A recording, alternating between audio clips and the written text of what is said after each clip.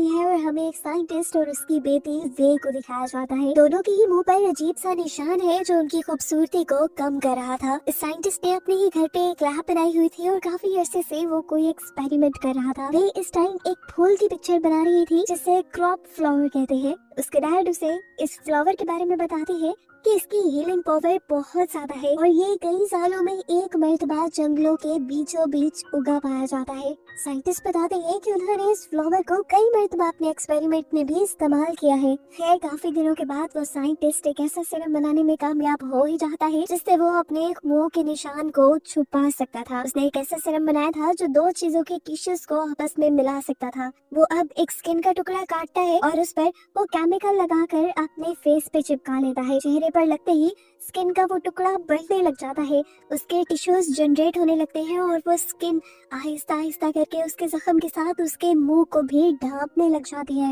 ये देखकर वो बहुत ही ज्यादा घबरा जाता है। वो ऐसा नहीं चाहता था जो हो रहा है, वो सिर्फ अपने मुंह के निशान को खत्म करना चाहता था, लेकिन स्किन के इस टुकड़े ने उसके पूरे मुंह को कवर कर लिया। डर कर साइंटिस्ट ने अपनी होठों वाली जगह पर कट लगा लिया, उस स्किन को काटा, लेकिन उसके बावजूद भी वो स्किन दोबारा से जुड़ गई आपस में। उसकी स्किन अब उसकी आंखों पे, उसके नाक पे, हर जगह फैल रही थी। वो बार बार वो अपने होंठों की जगह पे, आंखों की जगह पे कट लगा रहा था और ये सब करते देखकर वे बहुत ज्यादा घबरा चुकी थी। आखिर डर कर वे नहीं अपने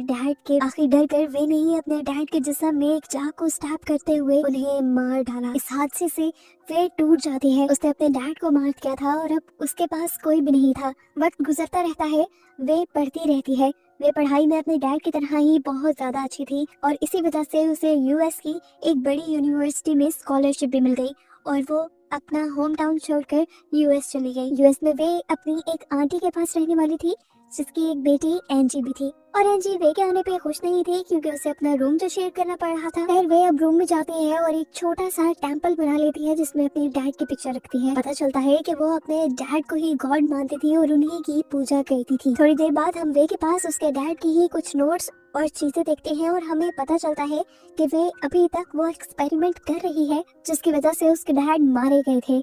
अगले दिन वे की यूनिवर्सिटी का पहला दिन था। यूनिवर्सिटी जाते हुए उसे रास्ते में एक आदमी मिलता है जो होमलेस था और यहीं बैठा रहता था। उसका चेहरा बहुत ही ज्यादा बिगड़ा हुआ था। वे कुछ सेकंड तक उसे देखती रही।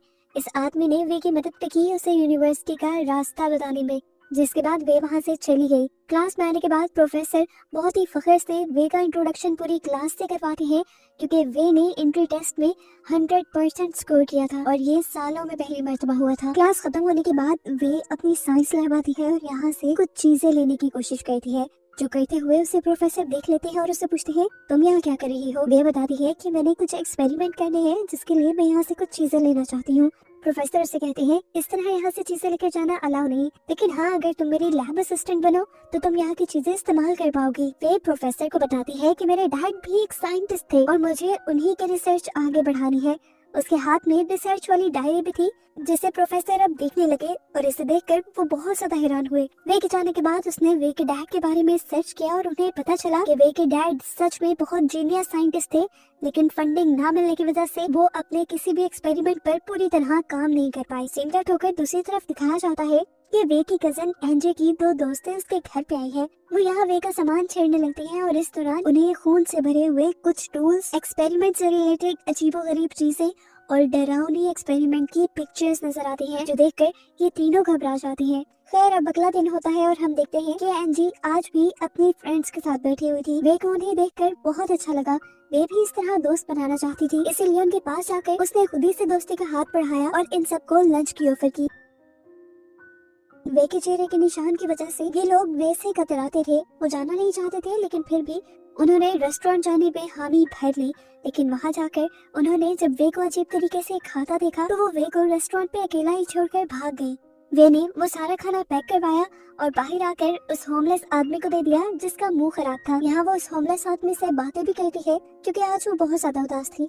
वो उस होमलेस आदमी को कहती है मेरे मुंह पे निशान है जो मुझे बहुत बदसूरत बना देता है। तो होमलेस आदमी से कहता है ऐसा नहीं है, तुम जैसी हो वैसे ही बहुत खूबसूरत हो। इससे बातें करने के बाद वे को कुछ अच्छा महसूस हुआ था। अब वो घर ही जा रही थी कि रास्ते में उसके प्रोफेसर उसे मिल गए जिन्होंने उसे लिफ्ट दी। वो उसके लिए एक प्रपोजल लेकर आए थे। वो उससे कहते हैं मैं तुम्हारी इस रिसर्च को कंप्लीट करने में मदद करूंगा, जिसके लिए प्रोफेसर को वे की परमिशन चाहिए थी क्योंकि ये वे की डैड की रिसर्च थी। वे तो खुशी खुशी मान गई क्योंकि प्रोफेसर पहले इंसान थे जो उसकी मदद कर रहे थे। अगले ही दिन से ये लोग उस एक्सपेरिमेंट पर काम करना शुरू कर देते हैं। काफी दिनों की मेहनत के बावजूद भी इनका एक्सपेरिमेंट काम नहीं करता। इनकी सारी मेहनत बेकार जा रही थी। इनको इनके मर्जी के रिजल्ट्स नहीं मिल रहे थे और इस चीज से प्रोफेसर फ्रस्ट्रेट होकर इस एक्सपेरिमेंट को बंद करने का फैसला कर लेते हैं। आज के दिन जब वो उदास थी तो इतने में ही एनजी की दोस्त एलिस यहाँ पर आई। वो भी लैब असिस्टेंट के लिए अप्लाई करने के लिए आई थी और प्रोफेसर ने उसकी रिक्वेस्ट मान भी ली।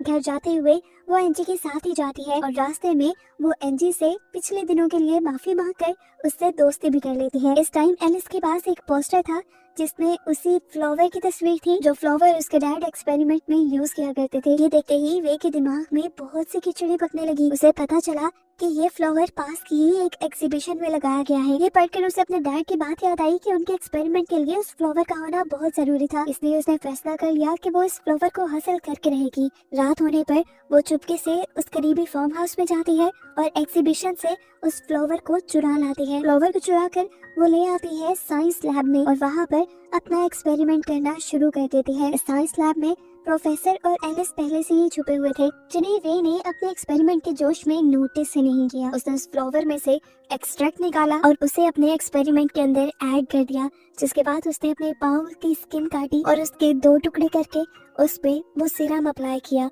और हैरानकुन तौर पे उस सीरम ने आपस में स्किन के दोनों टुकड़ों को जोड़ भी दिया। अब जहाँ से उसने अपनी स्किन उतारी थी वो वहाँ पे यही सीरम लगाती है और अपना स्किन का ही टुकड़ा लगा देती है। देखते देखते स्किन दोबारा जनरेट हो जाती है, यानी वहाँ पर दोबारा स्किन बनने लग जाती है। प्रोफेसर खिड़की से हैरान होकर ये सब कुछ देखते रहते हैं। वो फौरन ही एलिस को यहाँ से भेज देते हैं और फिर वे के पास आते हैं और उससे पूछते हैं आखिर तुम क्या कर रही हो।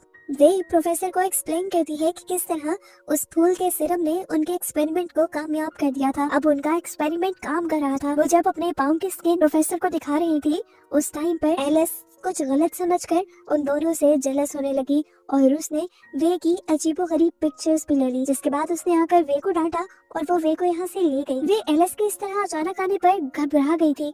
घबराहट में वो अपनी नोटबुक भी यही लैब में छोड़ गई, जिसे देखकर प्रोफेसर बहुत ज्यादा खुश हो गए। एलिस ने अब तक वो फोटो वे की कजन एनजे को भी भेजती थी, जबकि यहाँ पर प्रोफेसर वे की डैड की डायरी को इंग्लिश में ट्रांसलेट करने की कोशिश में लग गए थे। एनजी इन तस्वीरों को देखकर बहुत ज्यादा गुस्से में आ गई और गुस्से में उसने वे के कमरे की बहुत सी चीजें तोड़ फोड़ दी। जब वे कमरे में आई और कमरे का ये हाल देखा तो उसे बहुत दुख हुआ और तभी अचानक पीछे से एनजी ने आकर वे के ऊपर हमला भी कर दिया। वे अपने आप को बचाने की कोशिश कर रही थी, लेकिन एनजी ने पूरा जोर वे को मारने पर लगाया हुआ था। ऐसे में वे पास पड़ा हुआ पेन उठाकर एनजी को अपने से दूर करने की कोशिश जब करते हैं तो वो पेन एनजी के गले में स्टैब हो जाता है, उसके गले में आर पार हो जाता है और वहीं पर एनजी की मौत हो जाती है। हालांकि वे का उसे मारने का कोई इरादा नहीं था, लेकिन फिर भी एनजी मर गई।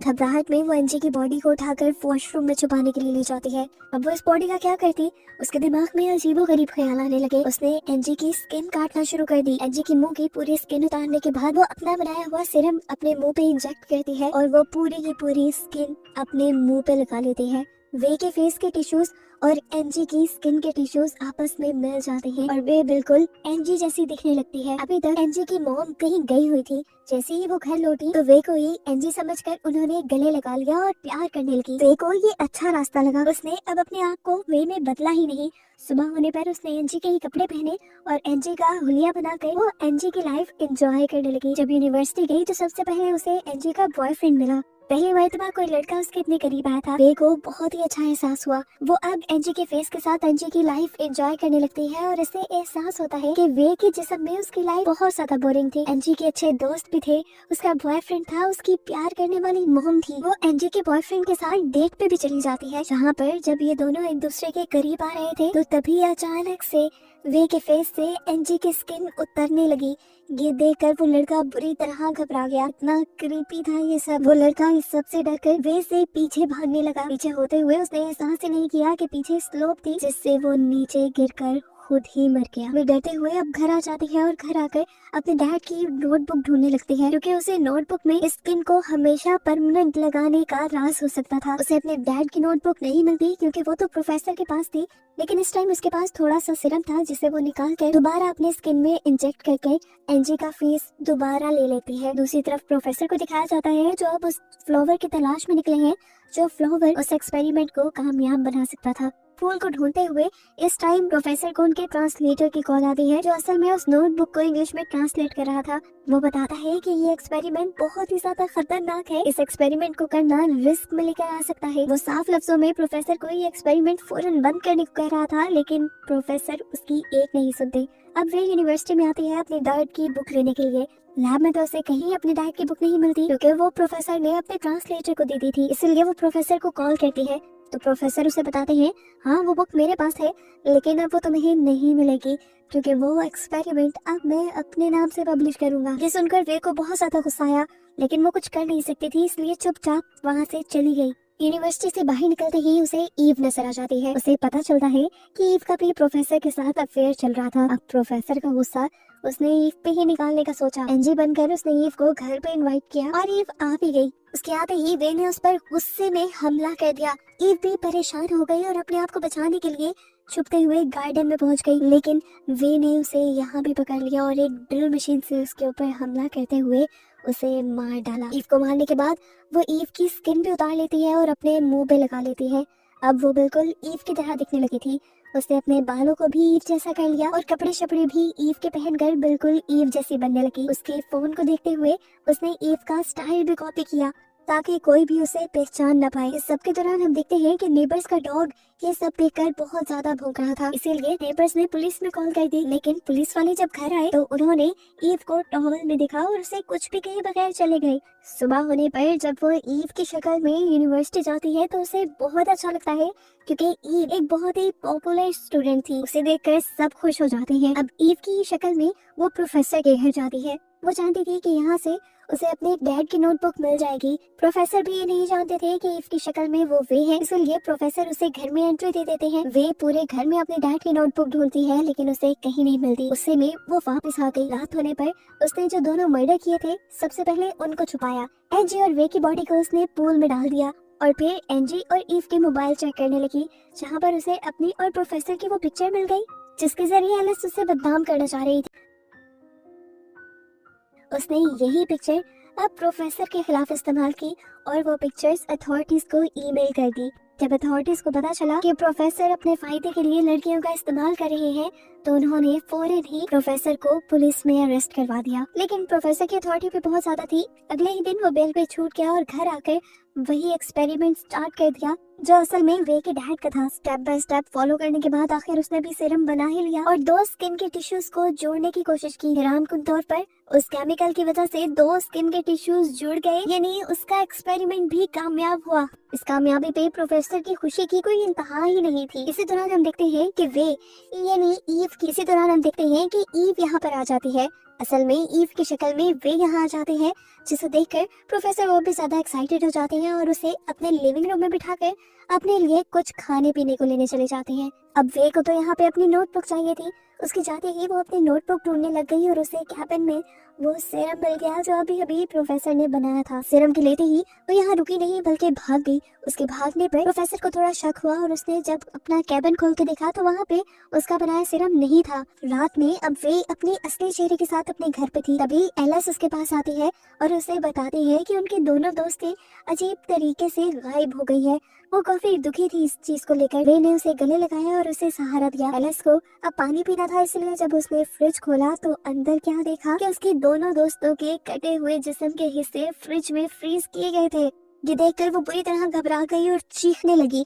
इससे पहले कि कोई उसकी चीखें सुन लेता या वो जाकर किसी को बता देती, वे क्लिन ट्रैप से उसका भी मुंह ढांप कर उसका दम घोट के उसका भी मर्डर कर देती है। अभी उसने इस मर्डर को छुपाया नहीं था कि उसके घर की डोर बेल बज गई। बाहर प्रोफेसर आए थे जो लोग खुला देखकर फिर घर के अंदर आ गए। अंदर वे अजीब अंदाज में बैठी हुई थी। प्रोफेसर को देखते ही कहके लगाकर हंसने लगी। उसकी हालत देखकर प्रोफेसर को भी अजीब लग रहा था, लेकिन यहाँ वो जब प्रोफेसर को कांग्रेचुलेट करती है उनके एक्सपेरिमेंट के कामयाब होने पर, तो प्रोफेसर भी खुश हो जाते हैं। लेकिन फिर वे गुस्से में कहती है ये तुम्हारा नहीं, मेरे डैड का एक्सपेरिमेंट था। प्रोफेसर अब वे की बातों को इग्नोर करते हुए फ्रिज की तरफ बढ़ते हैं अपने सीरम को लेने के लिए, और जैसे ही फ्रिज खोलते हैं तो वहाँ मरी हुई लाशें देखकर उनका भी दम निकल जाता है। अब उस आदमी को कंट्रोल करना काफी मुश्किल था, लेकिन वे ने यहाँ पे भी चालाकी दिखाई और एक बेहोश करने वाला इंजेक्शन प्रोफेसर के गले में स्टैब करते हुए उसे बेहोश कर दिया। कुछ देर बाद जैसे ही प्रोफेसर को होश आया तो उन्होंने देखा कि वे ने उसकी पूरी बॉडी की स्किन उतार दी थी।